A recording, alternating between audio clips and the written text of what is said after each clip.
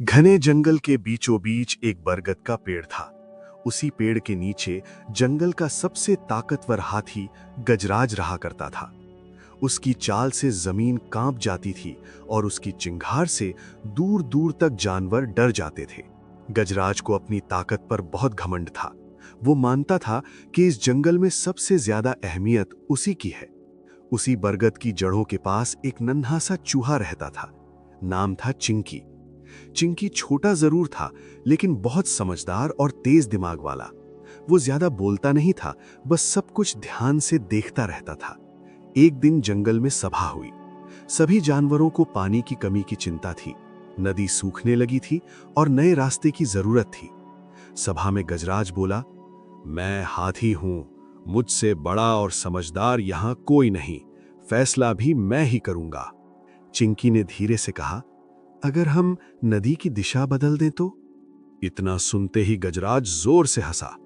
इतने छोटे चूहे की बात कौन सुनेगा, पहले अपना कद तो देख। सब जानवर चुप हो गए। चिंकी को बुरा तो लगा, लेकिन वो शांत रहा। गजराज ने अपनी ताकत से पेड़ गिरवाकर नदी का रास्ता बदलने की कोशिश की, लेकिन हुआ उल्टा। नदी की मिट्टी ढह गई और पानी पूरी तरह सूख गया। जंगल में हाहाकार मच गया। जानवर प्यास से बेहाल हो गए।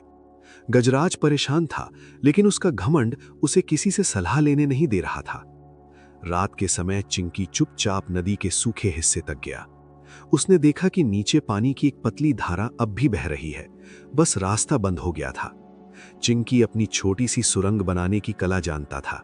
उसने मिट्टी में सही जगह सुरंग बनानी शुरू की। पूरी रात मेहनत करने के बाद सुबह होते होते पानी फिर से बहने लगा। जब जानवरों ने पानी देखा तो खुश हो गए।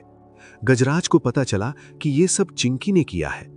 वो चिंकी के पास गया और बोला, आज तुमने मुझे सिखा दिया कि ताकत से बड़ा दिमाग होता है और आवाज से बड़ा सच। चिंकी मुस्कुराया और बोला, और किसी का कद छोटा हो सकता है, उसकी सोच नहीं। उस दिन के बाद जंगल में कोई भी फैसला सबकी बात सुनकर लिया जाने लगा। गजराज ताकतवर तो रहा, लेकिन अब घमंडी नहीं था।